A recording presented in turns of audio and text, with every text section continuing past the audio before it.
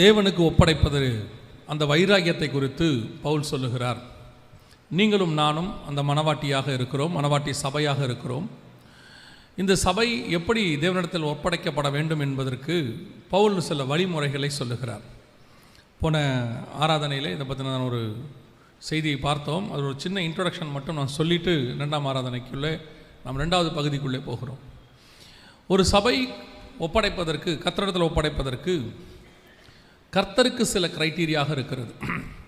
மணவாளனுக்கு தன் மணவாட்டி இப்படி இருக்க வேண்டும் என்று ஒரு எதிர்பார்ப்பு இருக்கிறது. அந்த எதிர்பார்ப்பில் இருக்கிற அந்த திருச்சபை தான் வருகையில் போகும், அல்லது மணவாட்டி திருச்சபையை மாறும். உன்னத பாட்டில் வாசிக்கும் போது அநேக கன்னிகைகள் உண்டு, அநேக ராஜஸ்திரிகளும் உண்டு, ஆனால் என் புறாவோ என் உத்தமியோ ஒருத்தி என்று ஆண்டவர் சொல்லுகிறார். அவருடைய மணவாட்டி சபையாக இருப்பதற்கு இப்போது ஆதி காலத்தில், ஆதாம் காலத்திலிருந்து நோவா காலம் வரைக்கும் ஒரு பிரமாணம் இருந்தது, மனசாட்சி பிரமாணம். அந்த காலத்தில் கர்த்தருக்கு உண்மை உள்ளவர்கள் இருந்தார்கள். ஆபிரகாம் காலத்திலிருந்து இயேசு கிறிஸ்துவின் காலம் வரைக்கும் நியாயப்பிரமாணம் இருந்தது. அந்த காலத்திலும் கர்த்தருக்கு உண்மை உள்ள பரிசுத்தவான்கள் இருந்தார்கள்.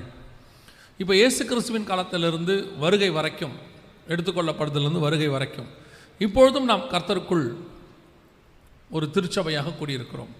இந்த 3 பிரமாணம் இருக்குது. இன்னும் ஒரு பிரமாணம் இருக்குது, இரும்புக்கோள் பிரமாணம் சொல்லுவாங்க, ஆயிடவர்ச அரசாட்சி, அது ஒன்று இருக்குது. இப்படி இந்த 4 பிரமாணத்திலும் கர்த்தருக்குரியதான ஜனங்கள் இருப்பார்கள், கூட்டி சேர்க்கப்படுவார்கள். அதனால தான் ஆயிடவர்ச அரசி முடிஞ்ச பிறகு தான் நியாய தீர்ப்பு வருது. ஸோ இந்த 4 பிரமாணத்திலேருந்து கூட்டி சேர்க்கிறவங்க எல்லாம் சேர்ந்து ஒரு அமைப்பாக இருப்பார்கள். அதனால தான் புதிய எருசலேம் 4 பகுதியாக இருக்கும். 4 வாசல், 12 வாசல் 4 பகுதியாக இருக்கும். 4புறத்திலிருந்து சேர்க்கப்பட்டு ஒரு அமைப்பு உருவாக்கப்படும். அதில் ஒரு அமைப்பு மட்டும்தான் மணவாட்டி அமைப்பாக இருக்கும். அதைத்தான் கன்னிகைகள், மறுமனையாட்டிகள், அப்புறம் ராஜஸ்திரீகள், மணவாட்டி, அப்படி 4 பிரிப்பார் உன்னத பாட்டில். இது ஒரு சத்தியம், அதில் ஆழமான சத்தியம் இருக்குது. இப்படி இந்த 4 வகையான பிரமாணத்திலிருந்து 4 வகையான ஜனங்கள் கூட்டி சேர்க்கப்படுவார்கள். அப்படி கூட்டி சேர்க்கப்படும் பொழுது ஒரு வகை நீங்களும் நானும், இந்த சுயாதீன பிரமாணம் அல்லது கிருபையின் காலம், புதிய ஏற்பாட்டு காலம், எப்படி வேணால் சொல்லலாம். அப்போ கூட்டி சேர்க்கப்படுகிற இந்த பிரமாணத்துக்குரியவர்களுக்கு பெயர் மணவாட்டி திருச்சபை. அப்படி இந்த மணவாட்டி திருச்சபை எப்படி இருக்க வேண்டும் என்று சொல்லி பவுல் அதற்கு ஒரு கிரைட்டீரியா வச்சிருக்கிறார், எழுதுறார். ஆவியானவர் அவர் மூலமாக எழுதுறார். அதில் மணவாட்டி எப்படி இருக்கணும், மறுமனையாட்டி எப்படி இருக்கலாம். இப்போது கேத்தூராள், ஆகார், இவங்களாம் மறுமனையாட்டிகள். ஆபிரகாமுக்கு அடிமையாக இருக்கலாம், மறுமனையாட்டி அடிமையாக இருக்கலாம். ஆனால் சாராள் அடிமையாக இருக்க முடியாது, அவள் சுயாதீனம் உள்ளவளாக இருக்கணும். டிஃபரன்ஸ் இருக்குது, இந்த ரெண்டுத்துக்கும் டிஃபரன்ஸ் இருக்குது. அதே மாதிரி தான் கர்த்தருடைய மணவாட்டி சபைக்கு ஒரு கிரைட்டீரியா இருக்குது.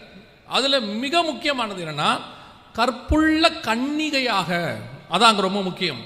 இந்த கற்புள்ள கன்னிகை அப்படிங்கிறதுக்கு என்ன அர்த்தம் அப்படின்னு கேட்டிங்கன்னு சொன்னால், எந்த விதமான கலப்படமும் இல்லாமல், பின்னாடி எழுதுறார் 3-4 வசனத்தில் அதை எழுதுறார், பவுல் எழுதுறார், எந்த உபதேசத்தினுடைய கலப்பும் இல்லாமல் அவர்கள் கற்புள்ள கன்னிகையாக இருக்க வேண்டும் என்று கர்த்தர் விரும்புகிறார். சர்ப்பம் ஸ்திரீயானவளை வஞ்சித்தது போல. வஞ்சித்தல் என்றால் என்ன? ஒரு பெண் வஞ்சிக்கப்பட்டு ஒரு ஆணால் ஏமாற்றப்படுகிறாள், அவளுடைய கற்பு சூறையாடப்படுகிறது. அதற்கு ஒப்புமையாக அதை சொல்றார். ஸ்திரீயானவள் வஞ்சிக்கப்பட்டது போல சர்ப்பத்தினுடையதான உபதேசம் அவளுக்குள் போய்விட்டது. அதனுடைய விளைவாக, அந்த உபதேசம் அவளுக்குள் போனதனுடைய விளைவாக 1 யோவான் 3 சொல்லுகிறார், பொல்லாங்கினால் உண்டான காயினை போல. அந்த உபதேசம் அவளுக்குள் போன பிறகு ஆதாமும் ஏவாளும் இணைகிறார்கள். அதுதான் உண்மை. நிறைய பேர் ஏவாள் சர்ப்பத்தோட இணைஞ்சிட்டாங்கன்னு சொல்லுவாங்க. அதெல்லாம் வாய்ப்பில்லை, அப்படி வசனத்தின்படி கிடையாது. ஆனால் ஆதாமும் ஏவாளும் இணைந்தாலும் கூட பிறக்கிற குழந்தை சர்ப்பத்தினுடைய உபதேசத்தினோடு இருக்கிறது, பொல்லாங்கினால் உண்டார்ந்த. அப்போ அந்த இடத்துல அதை என்ன சொல்ல வராருன்னா, ஏவாளுடையதான அந்த ஆவிக்குரிய கற்பு அது வஞ்சிக்கப்பட்டு இழந்தது போல அப்படிங்கிறார். அதே மாதிரி நீங்களும் உங்கள் இருதயமும் கெட்டு போய் விடுமோ. 3வது 4வது வசனத்தை வைங்க பார்ப்போம். அதில் 2 கொரிந்தியர் 3 உண்மையினின்று விலகும்படி கெடுக்கப்படுமோ என்று பயந்திருக்கிறேன். அதைத்தான் அவர் அந்த இடத்துல சொல்றார். ஸோ கற்புள்ள கன்னிகைனா என்ன? ஒரே புருஷன், ஒரே உபதேசம், அதான் ஒரே கர்த்தர், ஒரே ஞானசானம், ஒரே விசுவாசம் எல்லாம் சொல்றோம் இல்லையா? அதன் அடிப்படையில் ஒரே உபதேசம். அவருடைய வித்து நமக்குள் வாசமாய் இருக்கிறது. கர்த்தருடைய உபதேசம் எனக்குள் வாசமாய் இருக்கிறது. அவருடைய வித்தின் மூலமாக நாம் பிறக்கிறோம். அவருடைய வசனத்தின் மூலமாய் பிறக்கிறோம். அப்போ இன்னைக்கு திருச்சபை இந்த ஒரு உபதேசத்துக்குள், பரிசுத்த உபதேசம், இந்த கர்த்தருடையதான உபதேசத்துக்குள் இருக்கிறதா? கலப்படம் இல்லாமல் இருக்குதா? எங்க காலத்தில் இருந்ததை விட இந்த காலத்தில் ரொம்ப டிஸ்ட்ராக்ஷன் சபைக்கு நிறையா இருக்குது. இப்போ எங்களுக்கெல்லாம், இப்போ பாஸ்டர் சொன்னாங்க இல்லையா, எங்களுக்கெல்லாம் ஒரே சர்ச்சு தான். அந்த பாஸ்டர் பேசுறது மட்டும்தான் உபதேசம், வேற வரத்துக்கு வாய்ப்பே இல்லை. அதுவும் எங்கள் பாஸ்டர்லாம் எப்படின்னா, வேற எங்கேயும் போகவும் விட மாட்டாங்க. சென்னையில் தான் நாங்கள் இருக்கிறோம். ஆனால் சென்னையில் அப்போல்லாம் பீச்சில் சீரணி அரங்கத்தில் நிறைய கூட்டங்கள் நடக்கும், பேரின்ப பெருவிழா என்ன, ஒன்றுத்துக்கும் அலோவ் பண்ண மாட்டாங்க, யாருக்குமே அலோவ் பண்ண மாட்டாங்க. எங்கள் பாஸ்டர் பர்மிஷன் கொடுத்து எங்களை போங்கன்னு சொல்லி ஒரு மீட்டிங்க்கு அனுப்புனாங்கன்னா அது ரைனாட் பாங்கே மீட்டிங்க்கு மட்டும்தான் அனுப்புனாங்க, ஃபயர் கான்ஃபரன்ஸுக்கு. மற்றபடி எந்த மீட்டிங்க்கும் அவங்க எங்களை அலோவ் பண்ணது கிடையாது. காரணம் என்னென்னா, அவங்க இந்த பயம் அவங்களுக்கு இருந்துச்சு, எங்கே உண்மை நின்று எங்கள் இருதயம் விலகி விடுமோ, உபதேசத்தில் விழுந்துருவோமோ, எது கெட்ட உபதேசம் நல்ல உபதேசம் புரியாமல் நாங்கள் போயிடுவோமோன்னு அவங்க பயந்தாங்க. அதனால் நாங்கள் ஒரே உபதேசத்தை கீழ் வளர்க்கப்பட்டோம், அந்த உபதேசத்திலே நாங்கள் நிலை நிற்கப்பட்டோம். அப்படித்தான் சபை வளர வேண்டும், அப்படித்தான் சபை இருக்கணும். இன்னைக்கு அப்படி இல்லை. இன்னைக்கு நிறைய யூடியூப் இருக்குது, ஃபேஸ்புக் இருக்குது, ட்விட்டர் இருக்குது, அதாவது எக்ஸ்தலம் இருக்குது, இன்ஸ்டா இருக்குது, இப்படி நிறையா இருக்குது. அதனுடைய விளைவு என்ன ஆகுது அப்படின்னு கேட்டிங்கன்னா, பலதரப்பட்ட உபதேசங்கள் உங்களுக்குள் வருகிறது. இந்த உபதேசங்களை எல்லாம் நீங்கள் உள்வாங்கிக் கொள்ளுகிறீர்கள். நிறைய உபதேசத்தை அப்படியே உள்வாங்கிக்கிறீங்க. அந்த உபதேசத்தோட வந்து இங்கேயும் உட்காடுறீங்க, இங்கே சொல்கிறதையும் கேட்குறீங்க, அங்கே சொல்கிறதையும் கேட்குறீங்க. நீங்கள் கேட்க வேணான்னு சொல்லலை, நாம் அதை அவாய்ட் பண்ண முடியாது, கேட்க வேணான்னு சொல்லலை. ஆனால் எது கர்த்தருடைய உபதேசம், எதில் இருக்கணும் அப்படிங்கிறதா முக்கியம். நீங்கள் ஒரு உதாரணத்துக்கு நான் சொல்கிறேன், நீங்கள் புரிஞ்சுப்பீங்கன்னு நினைக்கிறேன். நீங்கள் எத்தனை வழியில் நீங்கள் போகும்போது, ஆஃபீஸுக்கு போகும்பொழுது, நீங்கள் உங்கள் ஆஃபீஸில், உங்கள் வீட்டில், வேலை பார்க்குற படிக்கிற இடத்துல எத்தனை பேரோட வேணால் பேசலாம். ஆனால் உங்கள் இருதயம் உங்கள் கணவரை மட்டும்தான் நேசிக்கும், உங்கள் இருதயம் உங்கள் மனைவியை மட்டும்தான் நேசிக்கும். அவங்க எத்தனை பேசுகிறதும் உங்களுக்குள்ளே வரக்கூடாது. அது அவங்களுக்குள்ள சொல்கிற வார்த்தை உங்களுக்குள்ள கிளர்ச்சியை உண்டு பண்ணக்கூடாது. அந்த வார்த்தை உங்களுக்குள்ள வந்துடுச்சுன்னா கணவனுக்கு நீங்கள் துரோகம் செய்ய ஆரம்பித்து விடுவீர்கள். அந்த மனைவியினுடைய வார்த்தை, இன்னொரு பெண்ணுடைய வார்த்தை உங்களுக்குள்ளே வந்து அவங்க பேசுறதுல உங்களுக்கு ஒரு கிளர்ச்சி உண்டாக தொடங்கிவிட்டால் மனைவிக்கு துரோகம் செய்ய ஆரம்பித்து விடுவீர்கள். இன்னும் நீங்கள் சரீரத்தில் கூட சேர மாட்டீங்க, ஆனால் துரோகம் செய்ய ஆரம்பித்து விடுவீர்கள். இதுதான் கற்புள்ள கன்னிகை.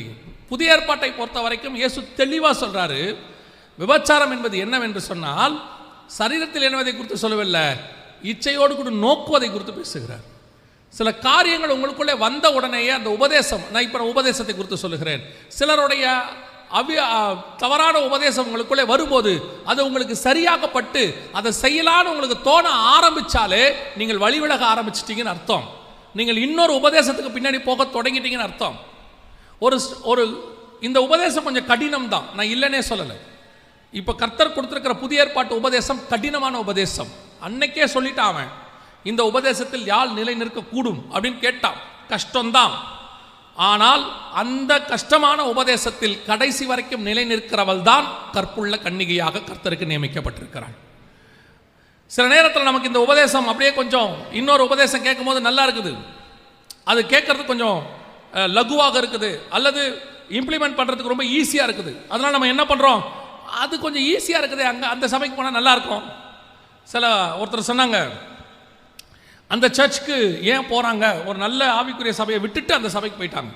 ஏன் போயிட்டாங்க அப்படின்னு கேட்டபோது அவங்க சொன்னாங்க, இவர் எப்போ பார்த்தாலும் பாவம், பரிசுத்தம், பரலோகம், நித்திய ஜீவன் இப்படியே பேசுகிறாரு பாஸ்டர், அவர் என்ன பேசுகிறாருன்னு கேட்டேன்.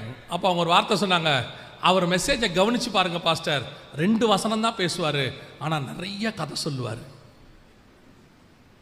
யோசித்து பாருங்க, இங்கே சத்தியம் பேசுறது கேட்கறது கஷ்டமாக இருக்குது.